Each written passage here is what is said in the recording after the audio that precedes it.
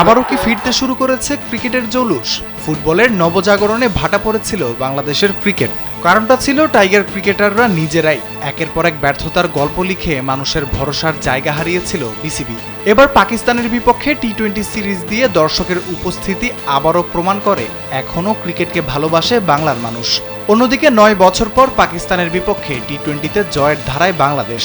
শ্রীলঙ্কার বিপক্ষে ইতিহাস রচনা করে এসেছে লিটন দাসের দল। সেই আত্মবিশ্বাস কাজে লাগিয়েই এই ম্যাচে নেমেছিল লঙ্কার সেই স্কোয়াডটি। টি-20 ক্রিকেটে পাকিস্তানের বিপক্ষে অভিষেক হয়েছিল পেসার মুস্তাফিজুর রহমানের। ঘরের মাঠে সেই পাকিস্তানকে পেয়ে বাংলাদেশের ক্রিকেটের কিপ্টে বোলিংয়ের রেকর্ড গড়লেন এই পেসার। 4 ওভারে 2 উইকেট নিয়েছেন মাত্র 6 রানের খরচায়। কোনো বাউন্ডারি ছাড়াই দিয়েছেন 18টি ডট বল।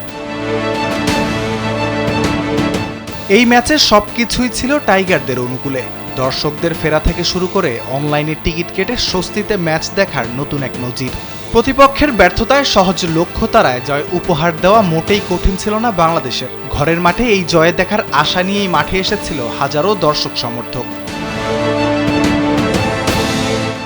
রাফিউল ইসলাম রাতুল, কালবেলা।